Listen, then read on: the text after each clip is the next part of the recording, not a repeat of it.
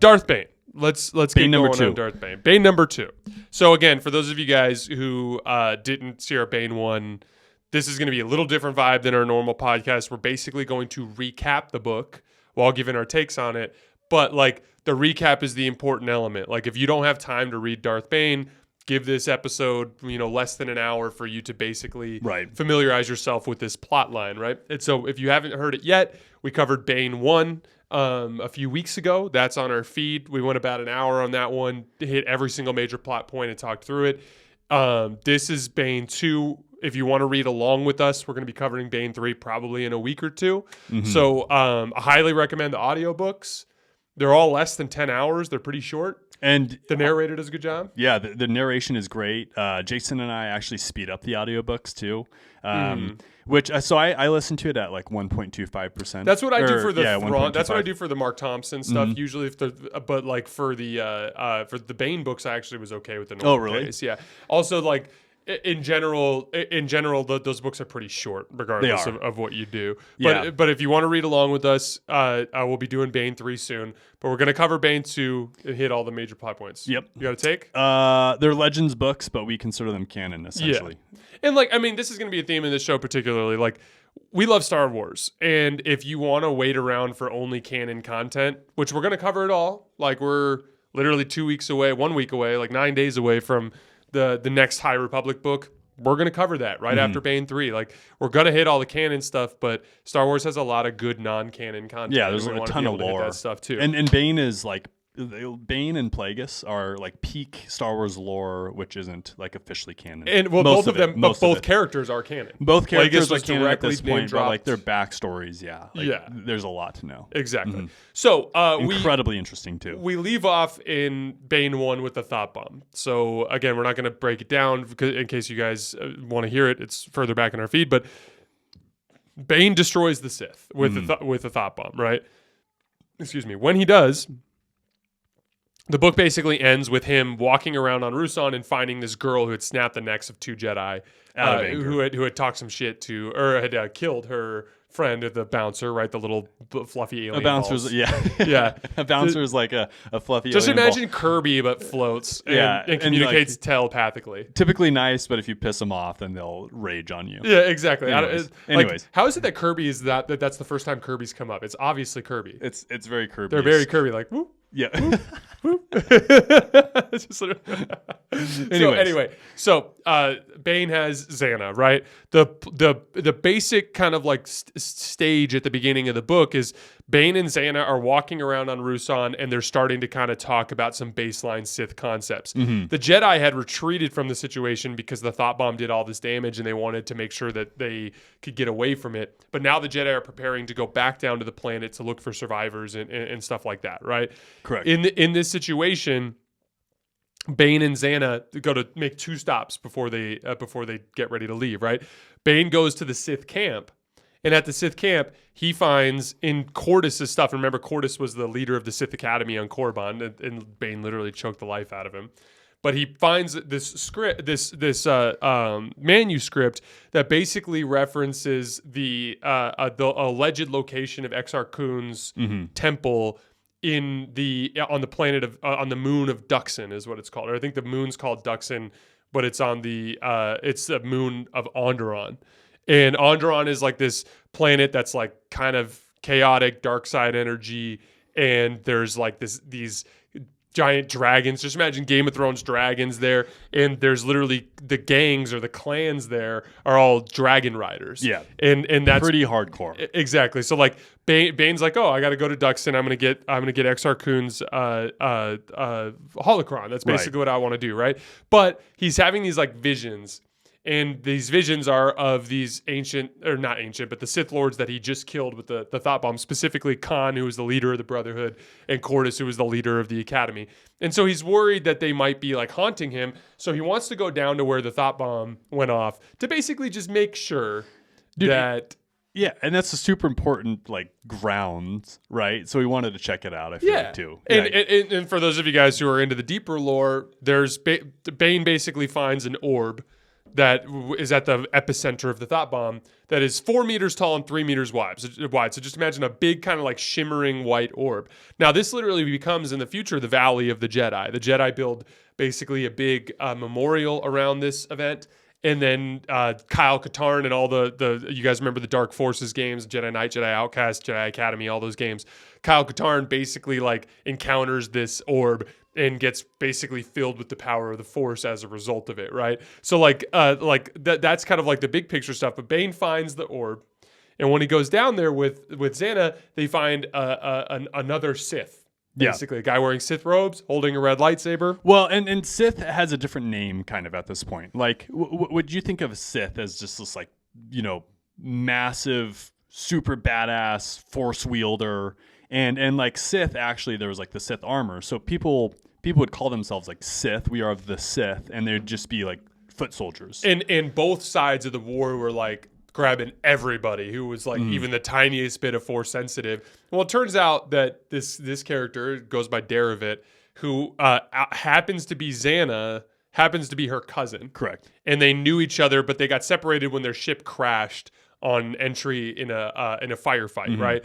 He thought Xana had died, so he's like, "Oh my gosh, Xana, you're alive!" Blah blah blah. The stuff he calls her Rain at this point, and then Xana just like is terrified that Bane's gonna kill him, so she reaches out with the power of the dark side and melts his hand. Literally, his lightsaber just clanks to the ground and melts his hand. And he had been using the lightsaber just as a light, like he looks like a Sith, but he's basically a kid who's.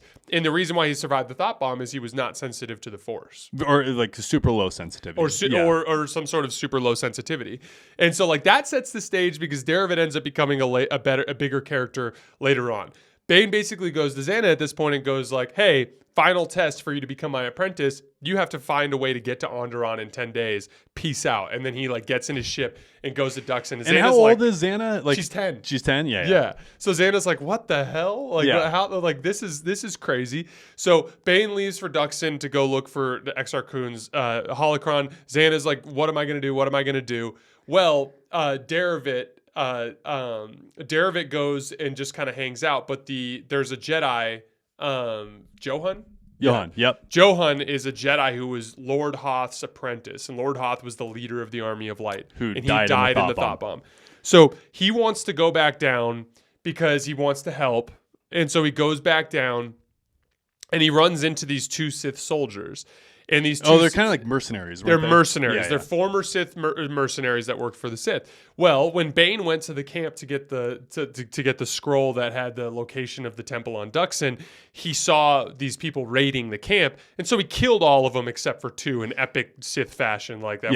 At one point, he just like shoots lightning up into the sky, and it like just arcs around and just starts killing people. Yeah, like he just messes. At one point, he just hurls his lightsaber across the camp and decapitates a dude. Like during these fight scenes too, they're incredibly descriptive. Oh yeah, shout out Drew Karpyshyn, man, excellent action writer. A little uncomfortable to read at times. Like it's super intense. So he actually wrote bone breaking. Yes, and like the audiobooks, they kind of add some of that stuff. It'll be like, and then Bane slapped his saber down at Sirach's thigh, and it'll be like you just hear this like sickening crunch. Like, you're like, okay, sweet. So and Bane literally leaves these two mercenaries to be alive just to kind of plant seeds that the Sith might be still there. And the entire reason for that is because Bane knows that when these mercenaries talk about Darth Bane existing, that nobody's going to believe them. Exactly. So he wants to sow this uncertainty about whether or not the Sith are truly there or not, and he thinks that that's the best way to continue to be like incognito within the universe, in the greater universe itself. Yeah, specifically, he's like, I want people to see me who are less than reputable. Yes. Because then their stories will basically poison. If someone does happen to discover us and tell the story, it'll kind of like get them off the trail of that, right? So this Jedi Johan finds these two mercenaries, and he has this like deep-seated kind of like PTSD from the war that he like almost wants to not believe that the Sith are extinct. And Right. so he's like, the mercenaries are like, we saw Sith Lord, he's still alive, like blah blah blah, he killed us, blah blah blah. And of course, the Johan's like, oh shit, like the Sith are still alive. So he runs to his boss, who's Jedi Master Valentine Farfalla, and basically is like, the Sith are still here, the Sith are still here. And then Johan's like, Farfalla's like, who told you that? And he's like, well, these mercenaries. And he's like, why did they tell you that? Well, they were surrendering to us. And he's like, do you see the problem with what you're saying there? And so Bane's plan is like literally coming to fruition. Like perfectly working. Exactly. So basically, Johan jumps off the ship and stays with these two mercenaries, right? And the rest of the rest of the rescue crew go elsewhere to try to help some other people, and they find Xana. And Xana's like, hey, the worst thing that could have happened. Worst thing that could have happened. Because Xana, though she like still has a little bit of light in her to some degree, like she's a little girl, like she wants to do well, but then she also wants to be powerful because she saw Bane's power. She was super impressed by that. So then she's like, okay, I'll stick around and see what this can turn into. Like she ends up murdering these people as they're like helping her out. All of them. Like she basically goes like, hey, I want to go to Onderon.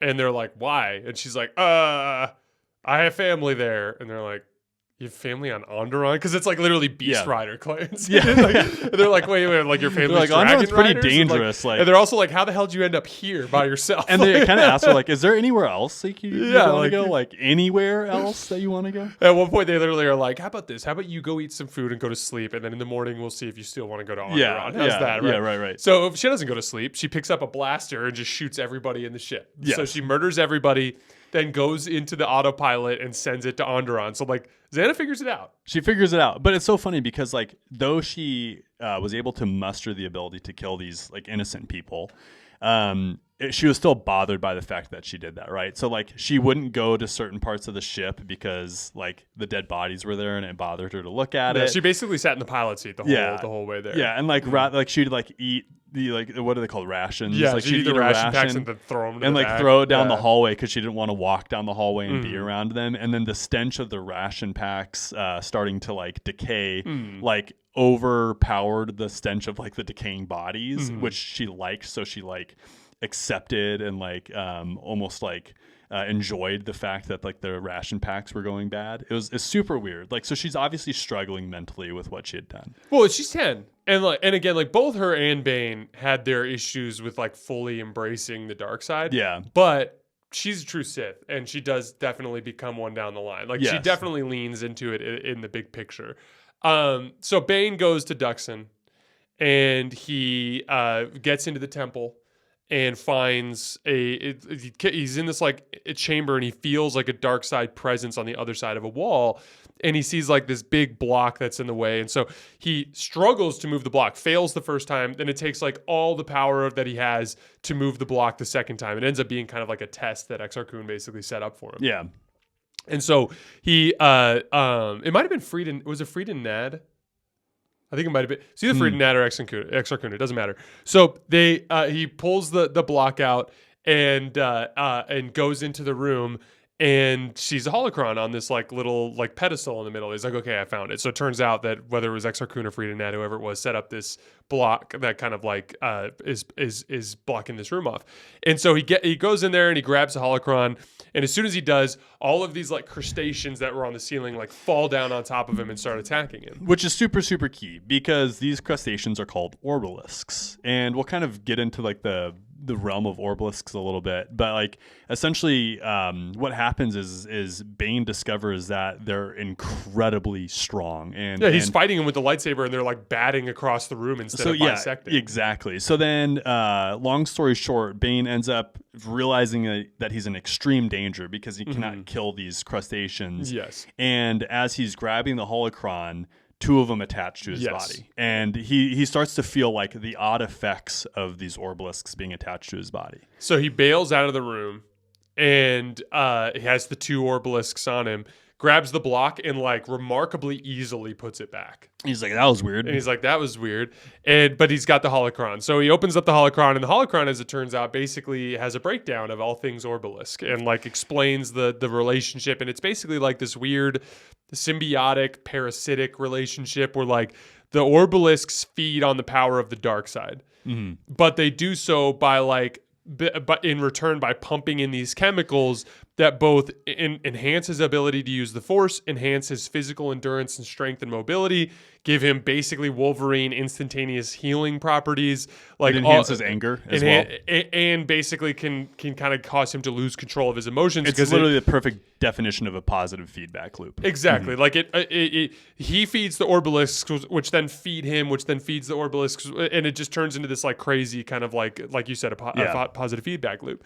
Which would be great if Bane could choose to wear the Obelisks. Yes. Like these Obelisks legitimately cannot be removed. They can't be removed. Is what the belief is. Mm-hmm. And essentially they'll pump Bane's body with hormones if they get killed. These hormones would kill Bane if they get killed or if they're being like pulled off of a body. Exactly. So he can't take them off. So he's basically screwed. They grow over his body. He has to wear a fancy helmet and gloves to keep them from growing over his head and in his hands. So it's this whole thing. But also it's, a holocron. So he's like, okay, cool. Like we got all this information. I'm good to go. He grabs the stuff, goes out. But what had happened was he had been dealing with Khan and Cordis's their like kind of like apparitions bothering him mentally as he was making his entry into the atmosphere in Duxon, and he lost control and he crashed the ship. So he's like kind of screwed, and so now the apparitions are like talking to him and they're like you idiot, like you're stranded here now, blah blah blah blah. But when he has the Obelisks on him, he suddenly finds the ability to like use that power to cleanse those apparitions away, and then they're gone. So the Obelisks, and they're gone for good. They cure him of that condition. But he basically this is such classic Star Wars. Duxon is this moon that's of Onderon, but they share an atmosphere briefly. So imagine very close, right? So he actually sees one of these dragons in the atmosphere and dominates its mind and then rides it and then flies it through to the edge of the atmosphere. Then when he gets to the edge of the atmosphere, he surrounds himself in a cocoon of the Force and flies in deep space with the dragon. On a dragon. And gets through to Onderon and gets into the atmosphere. Now, simultaneously, Xana, in her autopilot parked her into a field outside of some city in Onderon, and she immediately gets attacked by a group of Beast Riders. Correct. So like, as I was reading this, I was like, okay, is this acceptable Star Wars content? Like, am I cool with like a dragon like floating through space? Yes. The answer is a resounding absolutely yes. Yes. 100% am I okay with that. You know why? Because there are like certain rules that exist within Star Wars, like rules of physics and chemistry that do not apply to our world that we know. And like, if you can conjure up a legitimate reason or explanation on how someone could do that, I'm cool with it. And like, that's what's so cool about it is like, there is a reason why Bane was able to do that. It was just really neat Star Wars content. Yeah. And like, also I think that there's a difference between scale and like mythology in a lot of ways. And so like, to me, like a lot of the stuff that the Jedi and Sith do kind of is supposed to bend reality to a certain extent. But like it's where you get insane is where it's like I need 10,000 ships. Yes. Where Star Wars gets crazy is when they go too in on scale as opposed to like kind of the mythology of it. So anyway, Xana's screwed. She's getting attacked by these Beast Riders. Bane basically shows up from the sky and just messes everything up, kills all of them. There's this like final confrontation where him and 2 of the dragons and 5 of the riders are all kind of wrapped up in this ball. And then the dragons get tangled up so they lose lift. And they basically just plummet to the earth like a meteor. And they do and form this massive crater. And all of the organic material in this mess is like obliterated except for Bane, who comes like Xana's like watching the whole thing, and Bane like comes limping out of the situation. And then as he's limping, he like kind of straightens up and like heals himself because the Obelisks heal him. And it's kind of funny too, because like in like a summary of the conversation on how Bane explains what just happens, he's like, that's because of the Obelisks. Yeah, that's basically what he says. He basically says to Xana, he's like, I could not have survived that if it wasn't for the Obelisks. By the way, these are Obelisks. Because she actually like looks at him like, what's going on with these two things? And like, I think he it was one of those things where like she was definitely like appalled by everything that she had just seen. Because imagine like she's screwed being attacked by dragons, and a Sith Lord descends from the atmosphere on a dragon that's bigger than all the other dragons. Yes. Kills all the other dragons, and then in the process, like everything gets obliterated except for him. And then he's good. And he's good. Like it's kind of crazy. So anyway, basically, we fast forward 10 years from there. That's like a big bridge point in the book. Part 2 of Bane 2. We are joined by a special guest. Graham Huffaker, first appearance on the Two Sons podcast. You're on it. He was throwing a fit. So we had to take a little break and get a bottle going on. Nap time was officially over, and it was time for some food. And so now we're going to talk some Star Wars, a little G guy. Yes, I'm curious to hear his opinions on the intricacies of holocron construction. For anybody who's not watching YouTube right now, what we're referring to is the fact that I'm holding my child right now. Yes. G-Man is in the room, just going to town. So fast forward 10 years, they're on Lake Nath. Basically, Bane and Xana, what they're up to right now is Bane's trying to construct a holocron, and he's failing every single time. And he's starting to contemplate whether or not that positive feedback loop with the orbalisks is causing the problem. Yeah, they demand so much of him, and not only that, but they're also incredibly painful. Like they have like some pretty negative physical effects that are taking a toll on Bane. One like small downside to orbalisks is they literally have like thousands of small little razor sharp teeth that just constantly are caked into his like skin. Yeah, he's basically invincible and impossibly powerful, but always miserable and in tons of pain. That's basically Darth Bane's condition, which, by the way, very similar. Very similar to the condition that Anakin Skywalker was in post everything that turned him into Darth Vader. So, anyway, Xana is involved in this other kind of plot.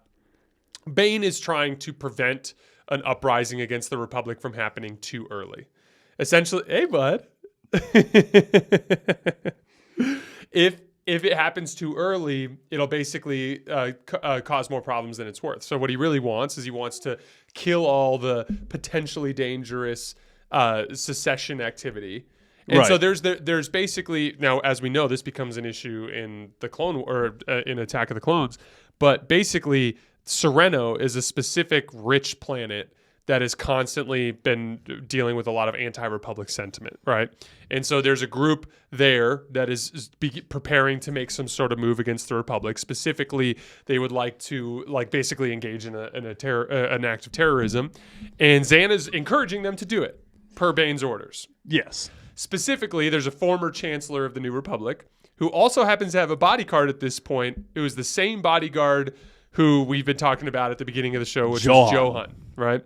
So, Xana talks them into launching their assault on the Chancellor when he visits Sereno on a diplomatic mission. And they end up launching basically like 4 assassins and this like Twi'lek, redskin Twi'lek, they call him a Lethan. A redskin Twi'lek who's like a devastating hand-to-hand combat guy, right?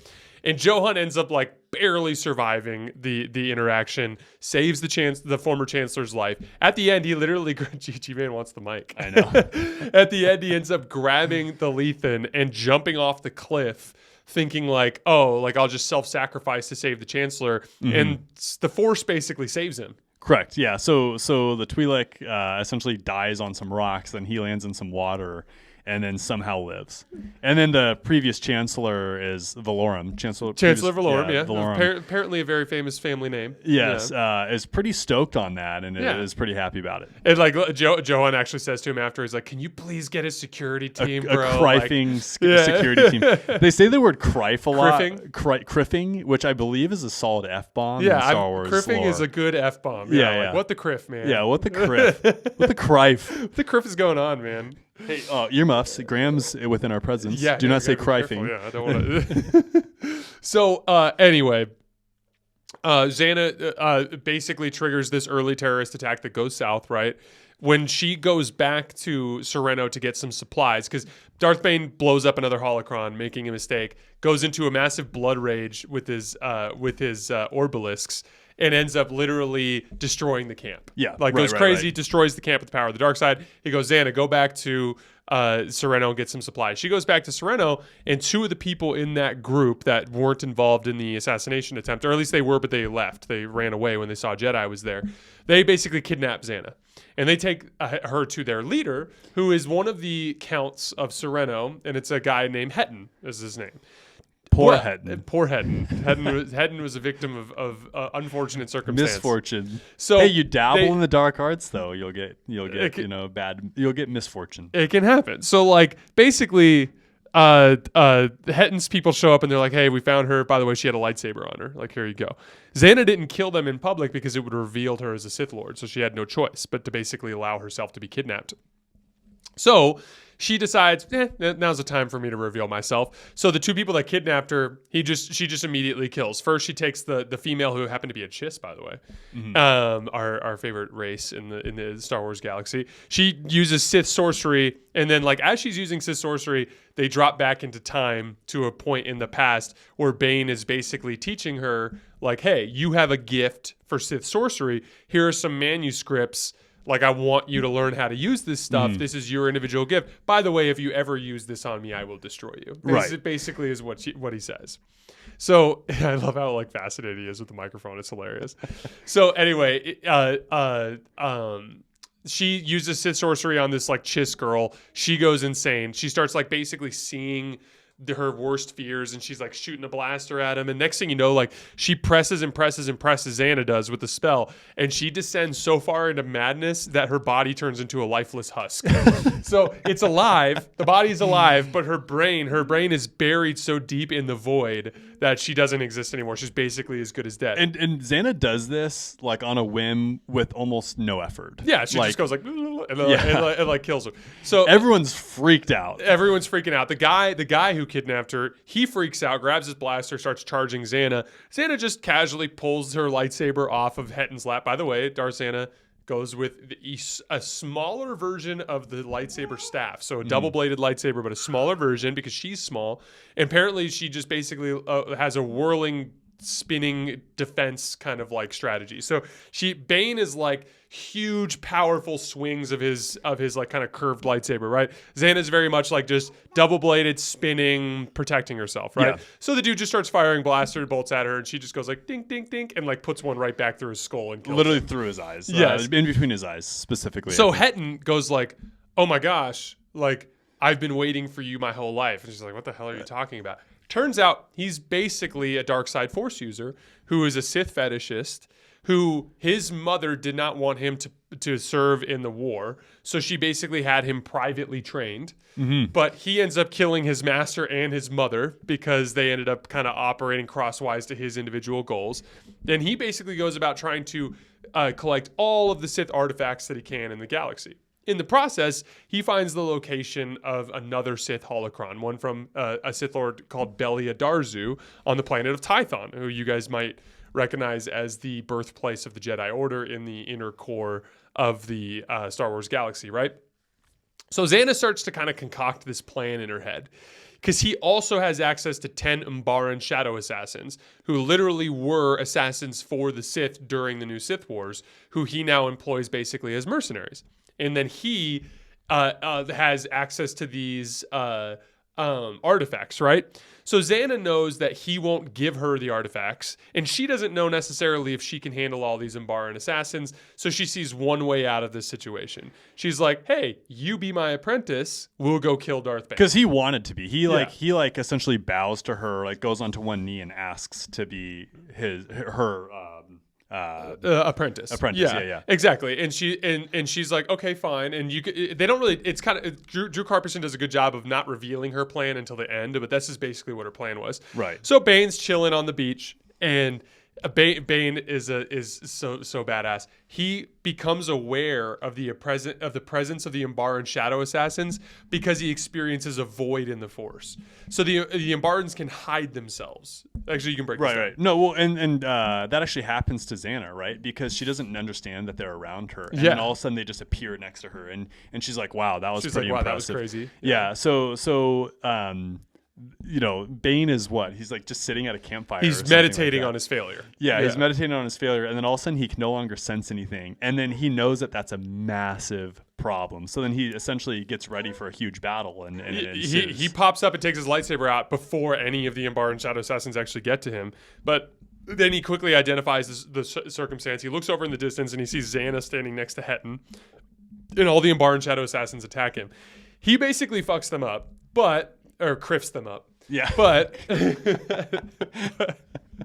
but they all a bunch of them stab him with the force pikes, and the force pikes that they use unleash like enormous amounts of electricity. And Bane like actually falls to his knees at one point. Even through the obelisks. Right. And Xana's like watching in the background, and she like makes a mental note like electricity seems to have some sort of effect on his obelisk armor, right? Right. And Bane has told Xana, like, one day you will defeat me and you'll kill me and take over. Like, that is like so Sith, and like one of the dopest things about Sith like legends. She's always preparing for her inevitable confrontation with Bane, and she knows at this point she's not ready. But she's kind of making mental notes in the big picture anyway. And so Bane kills all the Umbar and Shadow Assassins. Then Hetton charges and goes like, Xana, what's the deal? Why aren't you helping? And then Xana just sits there quietly. Bane kills Hetton easily. But then he goes into an obelisk-fueled blood rage and comes this close to killing Xana because he's like, you betrayed me, like blah, blah, blah. So like finally he knocks her to the ground, and she gets far enough away from him just to scream in his face like, stop it. Like, I'm not here I didn't betray you, master, and all this stuff. I think the way she gets through to him is she says like, I can get you the secret to how to make a holocron or something like that. And then he finally like kind of snaps out of it.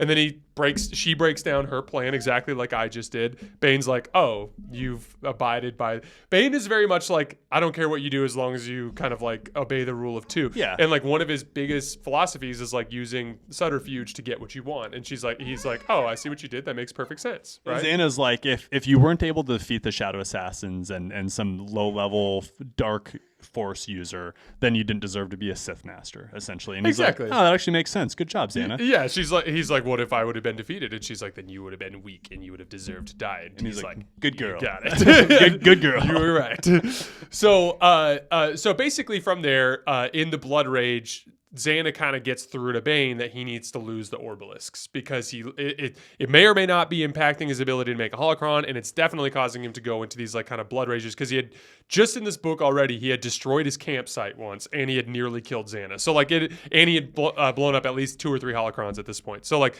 it's a problem. So they come up with this new plan, and basically the plan is like, you give me the manuscript that says, okay, we're going to TYTHON. I'm going to go to TYTHON to find Belia Darzu's holocron.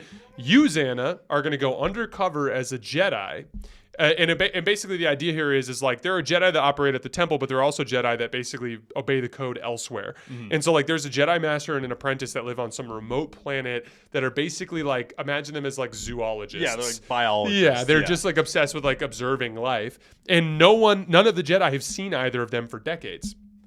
So it's the perfect person to infiltrate and the last time they saw it was a young girl. So like literally they're like, okay, we're going to have Xana be this girl. They dye her hair. She impersonates a Jedi. She learns this Sith sorcery spell that hides her in a mask of the light side of the Force. And she goes into the Jedi Temple to go research obelisks in hopes of finding a way to help Bane defeat the obelisk. So or get rid of the obelisk. So it's basically a divide and conquer situation, right? But at the same time, we talked about Johan, right? Johan saves the Chancellor. He gets a new job now because the Chancellor gets his own security detail. He wants to go back to Ruusan and build a temple that it pays homage to all the Jedi. This is so amazing. You're a natural, G-Man. G Guys podcast. We needed your positive energy in this episode. So literally he goes back to Ruusan to oversee the construction of the Valley of the Jedi. This like memorial essentially to the Thought Bomb. He runs into Daravit. Now, Daravit, if you guys remember, is the one that we talked about at the beginning of the episode who got his hand melted by rain by the dark side force. A.K.A. Xana's cousin. Daravit's pissed off and hates the Jedi and the Sith. And so when he sees this monument getting built, he's like, this is stupid. So he starts actively trying to sabotage the project. Johan is like, this sucks. I'm in charge of the project. I got to stop this guy. So he stalks him out and catches him. When he catches him, they have like a chat in Daravit's shack. And basically he goes like, we have to honor the sacrifice. Like, this is what destroyed the Sith and allowed the galaxy to prosper, blah, blah, blah. And Daravit's like, you guys didn't destroy the Sith. And he's like, what are you talking about? And he's like, I saw Darth Bane, specifically Darth Bane. Because remember, Daravit was a Sith. Mm-hmm. He was a shitty Sith, but he was a Sith. He was there. So literally, he goes like, I saw Darth Bane and my cousin is now his apprentice. Like, he has all these explicit details, which for Johan is like, the revelation of a century because he always suspected Correct, that yeah, the Sith were right. still alive. So he immediately grabs Daravit, takes him back to Coruscant. They happen to drop Daravit off in the archives while they're waiting for the council to assemble so he can, or Farfalla to get ready to basically hear his story, right? Well, Daravit runs into Xana, who's Isn't also it funny his how the cousin Force Rey. works? Yeah, isn't it funny? So like they run into each other in the archives, and literally Daravit's like immediately his focus changes to like, I got to save my friend. Right. And He realizes his that cousin. he was essentially going to destroy his cousin by revealing them to the Jedi. Exactly. And Daravit thinks that Xana is not really a Sith. She's just indoctrinated and she can be turned back to the light. So he basically decides he wants to bail, right? So Xana's like, we got to get the hell out of here. So she quickly grabs the Orbalisk data, quickly grabs the location of TYTHON and how to get there, and then she accidentally leaves her data card in the computer, and then her and Daravit run out and they leave and they go to TYTHON to meet with Bane. Well, when Farfalla and Johan show up to the archives, the archive manager basically goes like, I saw them over there. They go over there. They find the data card. They find out that they're going to TYTHON. Literally, they grab quickly. Johan is informed Farfalla that this is a Sith Lord. So like he knows that they're going to go confront a Sith. So they quickly, they don't have time to go to the council and make a pitch or anything. They literally run and grab 5 Jedi, specifically Farfalla, Johan, this Akani warrior who's like the blade master, basically kind of like, I just envision her, she uses twin blades. I just imagine her like Kasim. Yeah. Kasim, if you guys remember in the first Bane book, was the blade master for the Sith. She's like that for the Jedi. Her apprentice is this like behemoth of a man who uses like a lightsaber staff, so like a huge like double-bladed lightsaber. And then the last guy is a Ithorian, so the hammerhead looking things. He's a battle meditation guy. Which is so dope. And something that we've talked about in Star Wars before. It's like, it's astounding to me that battle meditation has not been used in like mainstream Star Wars yet. But essentially, you guys probably already know, but battle meditation essentially is the idea of you have some strong wielder of the Force over in a corner somewhere, or even on like a capital ship somewhere, and they help turn the tide to whatever side they're meditating for. It's easier to describe in a book because like you can say things like, as soon as he, started the battle meditation, all of the Jedi in the room were filled with this like additional amount of power and stamina. Right.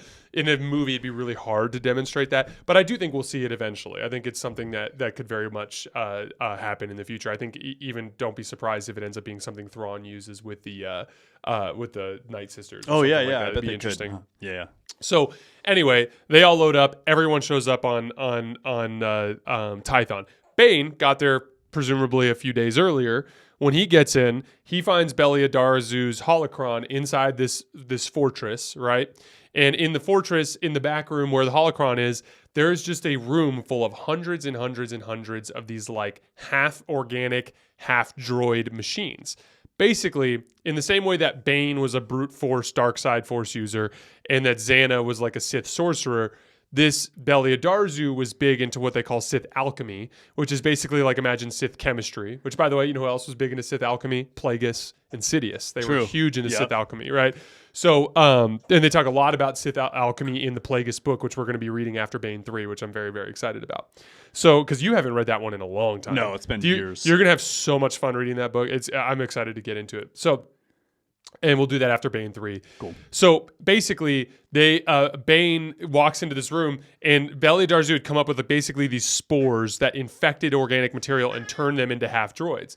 So Bane has to like cut them all. Just imagine like a giant Rancor that's like half machine that has like a big shoulder mounted like cannon, like and like a sword for a hand. Yeah, like just chaos, just absolute chaos. Yeah, like one of them had like a giant sword for a hand. Like some of them are like human, and some of them are like so they're like all the different aliens of the galaxy. Well, and I talked converted about into how war like machines. most of their brains had just like decayed away over the years, and because of the spores, and so essentially they're just like barbarian versions of themselves. Well, at one point they were half organic, half droid, but now they're like half droid and half decayed organic matter. Is basically the way I visualize it. Visually speaking, that could be so cool to see in a movie. Mm-hmm. Oh no, I totally agree. So Bane ends up killing all of them and getting the holocron, right? and he starts to kind of dig into the holocron while he's waiting to leave.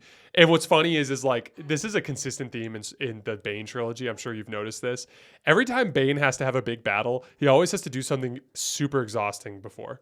Like that's actually a really good point. When he fights Hearst at the beginning of the first book, he was super exhausted from a shift in the mines, right? That's a really good point. When he has to fight Kasim, he had stayed up all night in the temple learning about the holocron, right? Right. When he went to the Valley of the Dark Lords and starved himself for 2 weeks, he came back, and that night, in the middle of the night, he had to fight Sirach and his friends, right? Like it's a consistent theme in the book is like Bane does something exhausting and then he has to fight. It's like the only way that Bane could even remotely become defeated is if he's just completely exhausted. Yeah. Well, even in book 3, like when he gets attacked by the what's the Itachi and everybody, like as he's walking up to the house, he's like, Bane thought about how exhausted he was and how he'd like to go take a nap, and then it's like, but then he came in, and then he starts to sense that all hell's breaking. It's definitely a consistent thing. So Bane is exhausted from fighting all these techno beasts,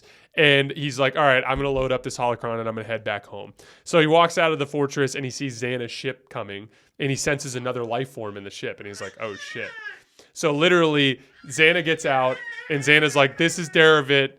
Derevit's going to help me get rid of your orbalisks, like he's a healer. And then right in the background, you just see the Jedi ship right behind them. And like Bane's like, the Jedi have found us, get in the fortress. So they find this room in the center of the fortress. Just imagine like a long rectangular room with a door on either end and a closet in the middle.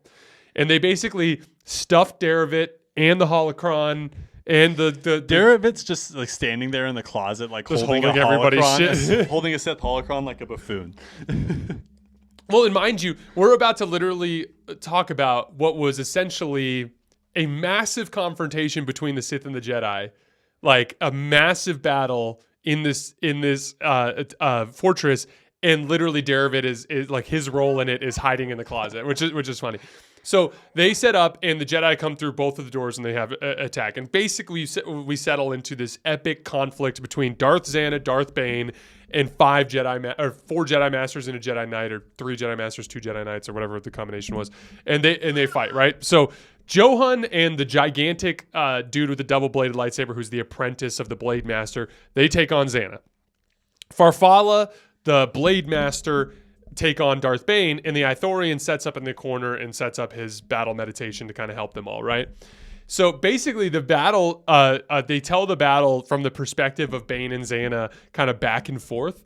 And at first, Xana's doing just fine because the big dude is like causing some problems for her, and he's definitely super skilled. But Johan is such an idiot that he's getting in the way, and he's just not good with his lightsaber, and he's causing problems, and it's all of this stuff, right?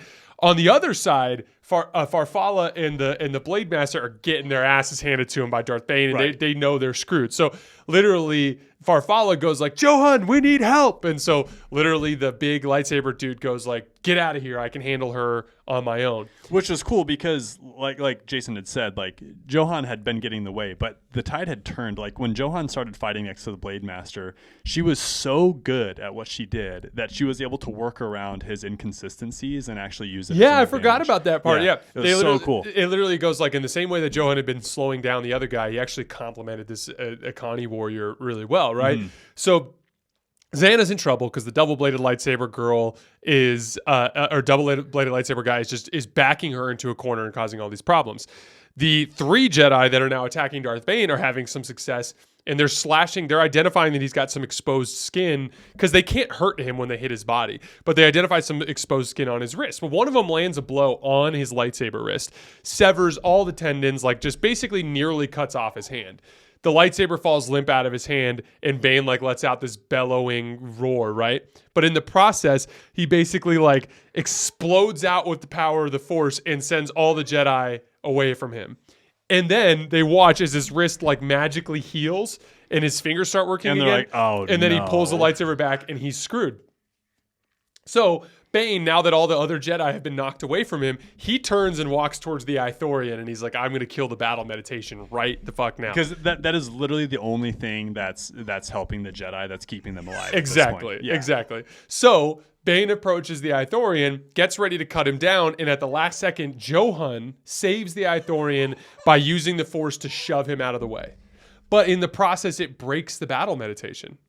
And so when it breaks the battle meditation, literally Xana then senses that her opponent gets distracted, and he briefly looks over to the side. She musters up the power of the Force and puts a Sith sorcery spell on him. He starts just a quick little wiggle of fingers and just completely takes over the battle. Exactly. Yeah. So he's like waving his lightsaber at ghosts. She just cuts him down. Just literally one slash across his chest. He's dead.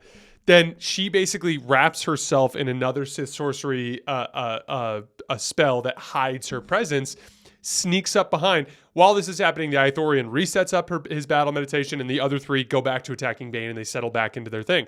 Well, Xana comes up and just stabs the Akani Blade Master in the back. She's dead. She falls over. Bane then chops off Johan's hand, and so Johan falls to the ground, like clasping at his arm. And then this epic thing happens where they're like, and again, they're telling the story from Bane's perspective, and they build up Farfalla as this super important Jedi Master. And they're like, and then Bane casually swatted his lightsaber aside with his forearm and then removed his head. Yeah, his head. And it's like, it doesn't even say Farfalla's head, because to Bane, Farfalla is just a Jedi. Yeah, it's just a Jedi. It doesn't matter. Yeah. So he cuts down so like almost instantaneously everything falls apart for the Jedi in this conflict, right? And Bane gets ready to walk over and deal the killing blow to the what's this called, Johan. Right? Yeah. Oh, and right before this, Bane had slashed the Ithorian's throats. Like, it basically cut his neck, and the Ithorian's dying. He's on the floor dying. Like I said, Bane is super, super intense to read sometimes. It is. It can get intense. Yeah, and I think so. Ithorians have 4 throats, and I can't remember, but like they break down like the anatomy of the 4 throats and like why that's important for Star Wars. And I think like it talked about like each throat being slashed. Yeah, they're like, it slashed through all 4 of his throats. So then he turns and he basically gathers the power. Hey, bud. He gathers the power of the dark side and goes to unleash a lightning storm on Johan to kill him and end the battle. But right at the last second, the Ithorian reaches up and grabs Bane's ankle and wraps him in a stasis field. And when Bane uses the lightning, it basically bounces off the walls of the stasis field and cooks Bane alive. And it kills some of the Orbalisks. Kills a couple of the Orbalisks. And then Bane basically just drops to the floor in a heap. Then the Ithorian dies. Xana goes up and kills Johan with a stab to the chest, and then basically goes like, "Shit, Bane's gonna die. We got to do something. Like, we got to go see Caleb, who was the guy on Ambria who saved Bane the first time in the first book, right? So they load everything up, and there's this cool moment where she asks Darevit to gather up all the lightsabers, and she literally refers to them as the trophies of the Sith victory over the Jedi on TYTHON, which is cool because it's like literally within Sith lore, it's a huge moment. Like, they killed 5 Jedi Masters and Knights, and they basically maintained the secrecy of their, at least at this point.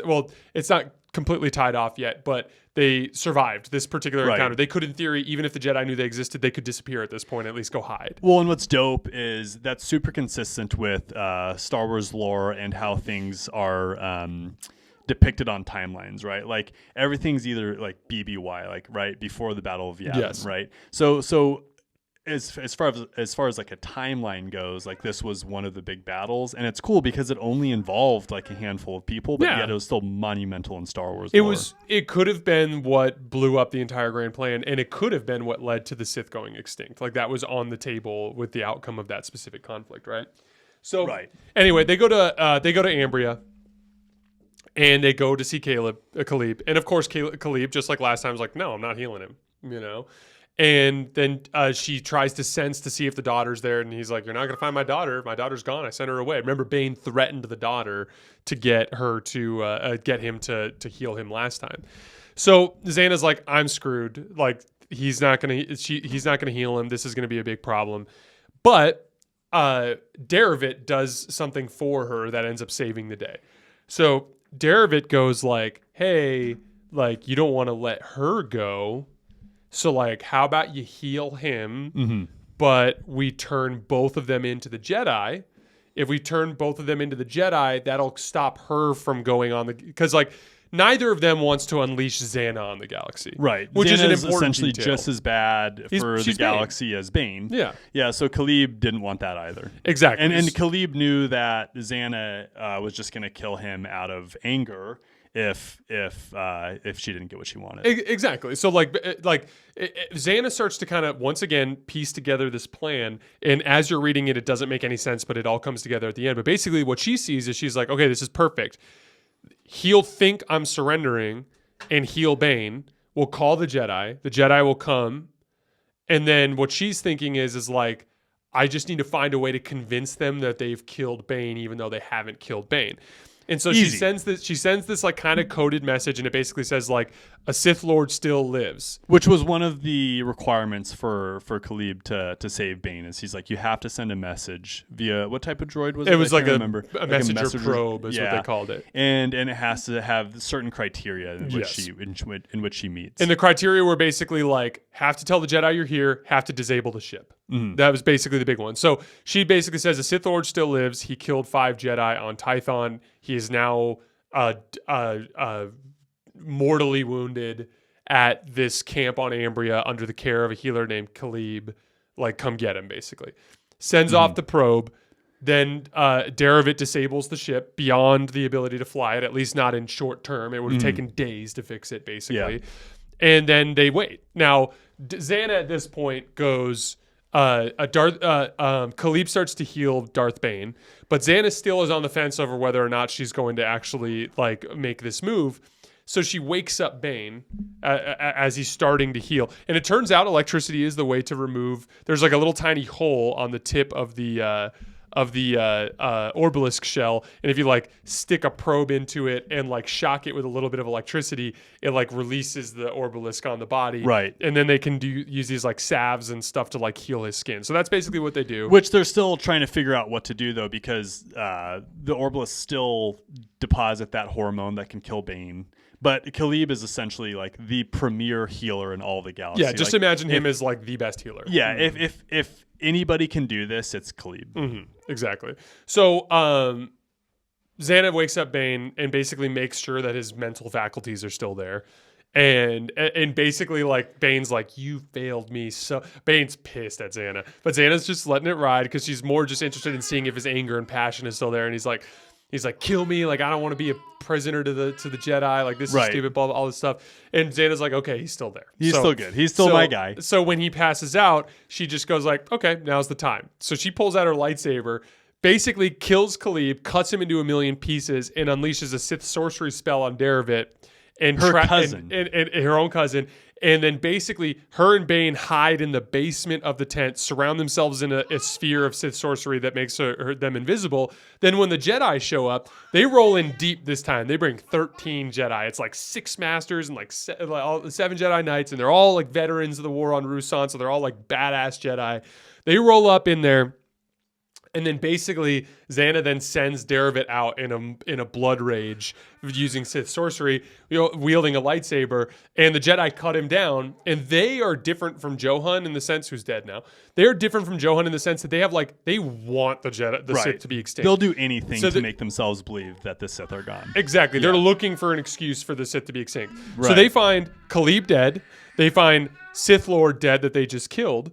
They don't find anything else in the tent, and they find a disabled ship. So they're like, they piece together like, okay, he sent off this messenger drone. Clearly he regained enough strength to then kill Khalib, but he's now in this like, basically they think he tried to heal himself with the Force, which drove him mad. Is basically which is so ridiculous. Like the way that it's explained in the book.